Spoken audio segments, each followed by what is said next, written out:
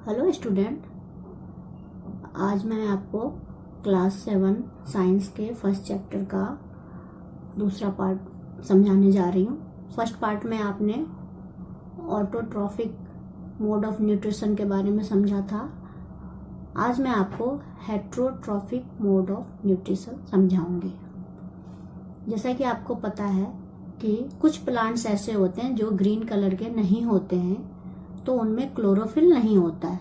जब क्लोरोफिल, तो आपको पता है फोटोसिंथेसिस का बेस क्लोरोफिल है। जब क्लोरोफिल नहीं होता है तो वो किस तरह से न्यूट्रिशन करते हैं। असल में उनके अंदर फोटोसिंथेसिस की क्रिया नहीं होती है और वो फूड के लिए दूसरे प्लांट्स पर निर्भर रहते हैं। इस मोड को कहते हैं हेट्रोट्रॉफिक मोड।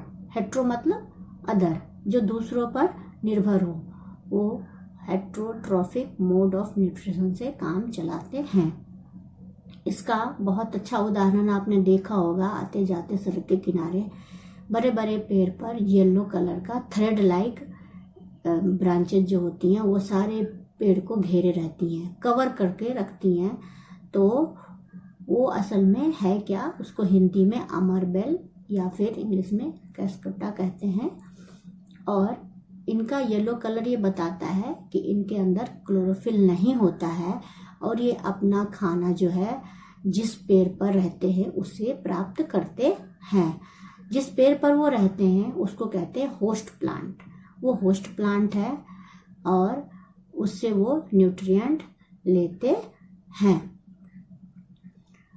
उसके बाद है कुछ ऐसे प्लांट हैं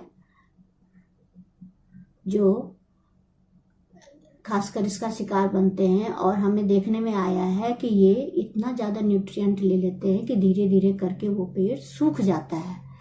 तो होस्ट प्लांट वो हो गया जिस पर वो अमरबेल है, और अमरबेल जो है वो कहलाएगा पैरासाइट। क्या कहलाएगा? पैरासाइट कहलाएगा। ऐसे बहुत सारे उदाहरण हैं, आप अपने आसपास देख सकते हैं। इसके अलावा कुछ प्लांट ऐसे हैं जो इंसेक्ट को ट्रैप करते हैं और उनको डाइजेस्ट कर जाते हैं, जैसे कि पीचर प्लांट। आप यहाँ चित्र देखिए। पीचर मतलब घरे के आकार का होता है और उसके ऊपर एक लिड यानी ढक्कन लगा हुआ होता है पीचर प्लांट। और अब एक क्वेश्चन ये आता है कि पीचर प्लांट जो है वो ग्रीन कलर का आपको दिख रहा है, फिर ये ऐसी क्रिया क्यों करता है? तो फोटोसिंथेसिस की क्रिया क्या इसमें नहीं होती? फोटोसिंथेसिस की क्रिया इसमें होती है, लेकिन इस क्रिया में ये नाइट्रोजन का सिंथेसिस नहीं कर पाते। नाइट्रोजन इनको नहीं मिलता है, उसकी कमी हो जाती है। तो नाइट्रोजन लेने के लिए ये इस तरह की क्रिया करते हैं। आप ये देखिए, ये घड़े जैसी संरचना है। कोई भी इंसेक्ट इसमें आता है और जैसे ये यहाँ पर आता है वो इसके अंदर गिर जाता है और ये लिड जो है, ढक्कन जो है वो बंद हो जाता है और ये प्लांट जो है उसको डाइजेस्ट कर जाता है। अब है सेप्रोट्रॉफ्स। सेप्रोट्रॉफ्स क्या है? सेप्रोट्रॉफ्स जो है वो you might have seen packets of mushroom sold in the vegetables market. तो आपने सेप्रोट्रॉफ्स को देखा होगा, घर में ही देखा होगा। जब हम घर में ब्रेड रख देते हैं या कई दिन पुराना हो जाता है तो उसके ऊपर एक कवर सा हो जाता है। आप चित्र में देखिए, यहाँ पर ये आपको दिख रहा है ये। तो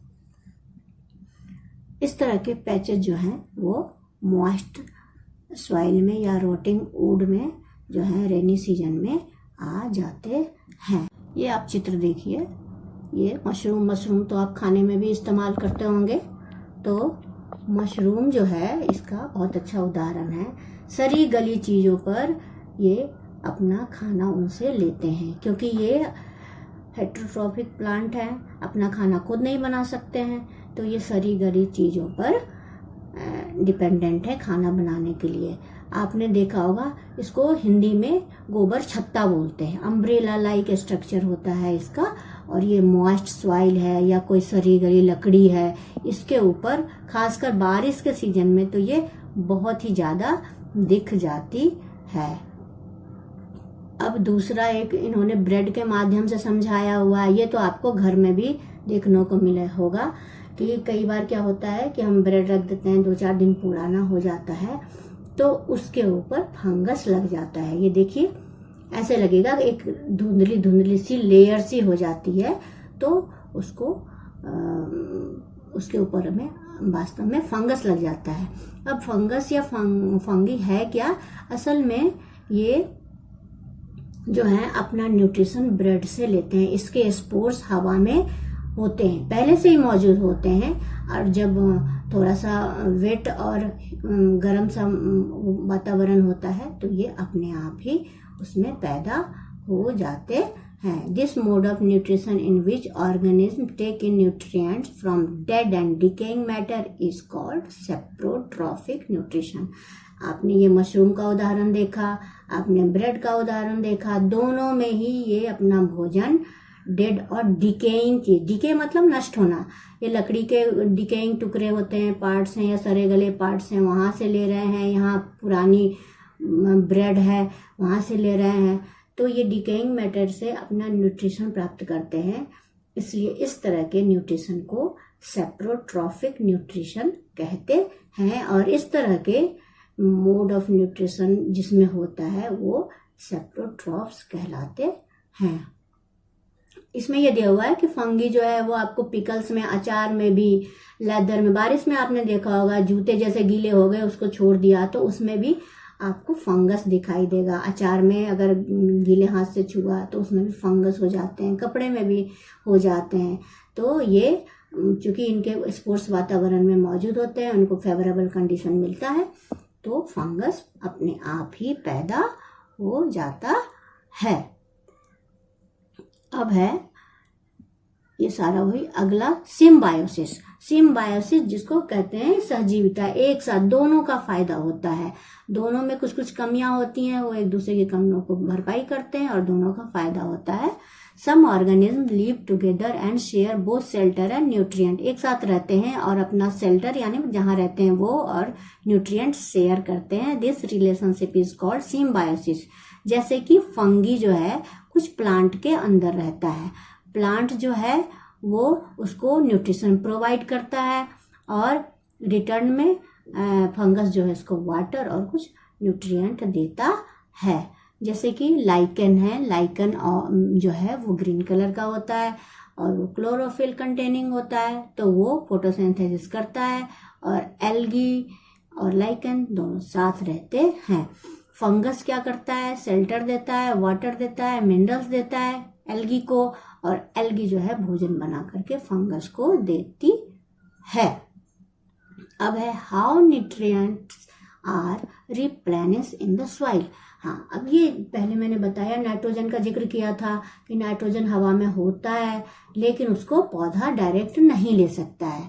और इसके अलावा ये बात भी कि जब टाइम टू टाइम सारे न्यूट्रिएंट का पौधे इस्तेमाल करते हैं तो फिर मिट्टी में उसकी भरपाई कैसे होती है, तो इसके लिए टाइम टू टाइम फार्मर जो है वो मैन्योर और फर्टिलाइजर का इस्तेमाल करते हैं। यही बात यहाँ पर समझाई गई है। और चूंकि फर्टिलाइजर जो होता है उसमें नाइट्रोजन, पोटेशियम, फास्फोरस ये सारी चीजें होती हैं, तो ये पौधों को जरूरी होता है। धीरे धीरे कर मिट्टी से ये सारी चीजें खत्म हो जाती हैं, तो टाइम टू टाइम जो फार्मर होते हैं इसमें इन चीजों की भरपाई करने के लिए मिट्टी में मैन्योर्स डालते रहते हैं। अब एक चीज और है कि थोड़ा सा इसमें नाइट्रोजन के बारे में बताया गया है। मैंने पहले बताया कि प्लांट डायरेक्टली हवा से नाइट्रोजन, जिस तरह से कार्बन डाइऑक्साइड लेते हैं फोटोसिंथेसिस के लिए, उस तरह से नाइट्रोजन नहीं ले सकते। तो एक राइजोबियम बैक्टीरिया होता है जो लेग्यूमिनस प्लांट में पाया जाता है। लेग्यूमिनस प्लांट का मतलब है दालें, चना है, मटर है, इन सब की जड़ों में ये बैक्टीरिया मौजूद होते हैं। इनका काम है एटमॉस्फेयर से नाइट्रोजन को लेना और उसको यूजेबल फॉर्म में बदल देना। लेकिन दिक्कत क्या है कि राइजोबियम भी अपना खाना खुद नहीं बना सकते, इसीलिए लेग्यूमिनस प्लांट में होते हैं। देखिए यहाँ लिखा है it often lives in the root of gram, peas, moong, beans, other legumes and provides them with nitrogen. ये क्या करते हैं, इन सब के चना हो गया, मटर है, मूंग है, बीन्स है, इनके जड़ों में पाए जाते हैं। ये वातावरण के नाइट्रोजन को यूजेबल फॉर्म में बदल देते हैं, जिसको प्लांट ले लेता है। और इसके मुआवजे में प्लांट क्या करता है, इसको शेल्टर देता है। तो एक तरह का ये भी सिम्बायोटिक रिलेशनशिप का उदाहरण है और इससे किसानों को बड़ा फायदा होता है। They can reduce the use of nitrogenous fertiliser. और जब ये काफ़ी मात्रा में होंगे तो मिट्टी की उर्वरकता बढ़ेगी और किसानों को मैन्योर का कम यूज करना पड़ेगा। तो इसको अब थोड़ा सा हम समराइज करते हैं कि इस चैप्टर में आपने न्यूट्रिशन क्या होता है, न्यूट्रिएंट क्या होते हैं, न्यूट्रिशन के तरीके क्या क्या हैं, ऑटोट्रॉप्स और हेट्रोट्रॉप्स दोनों तरह के प्लांट क्या होते हैं, इन सब के बारे में पढ़ाई करी। आशा है आपको ये पार्ट समझ में आया होगा। थोड़ा सा हम कीवर्ड को थोड़ा सा पढ़ लेते हैं।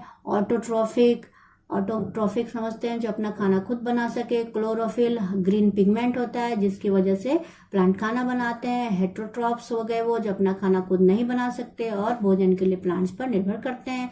होस्ट हो गया जिस प्लांट पर पैरासिटिक प्लांट होते हैं, जैसे कि मैंने बताया था अमर बेल जो है वो पैरासाइट है और जिस पेड़ पर वो रहता है वो होस्ट है।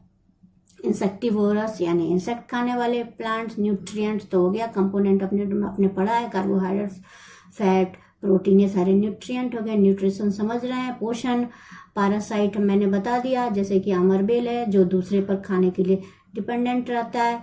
फोटोसिंथेसिस हो गया, फोटोसिंथेसिस का प्रोसेस आपने पूरा ही पढ़ा अभी कि भोजन बनाने की पूरी प्रक्रिया जो लीफ के अंदर होती है। सेप्रोफाइट्स हो गए जो सड़े गले चीजों पर को खा करके जीवित रहते हैं, उन पर भोजन के लिए डिपेंडेंट होते हैं।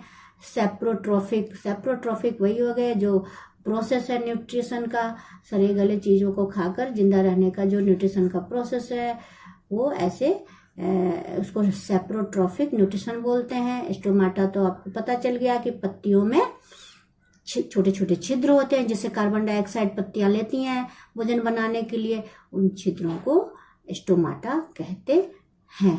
तो इस तरह से ये पार्ट पूरा समझ में आपको आ गया है, आशा है मेरी। और आगे के लिए आप दूसरे वीडियो का इंतजार करें।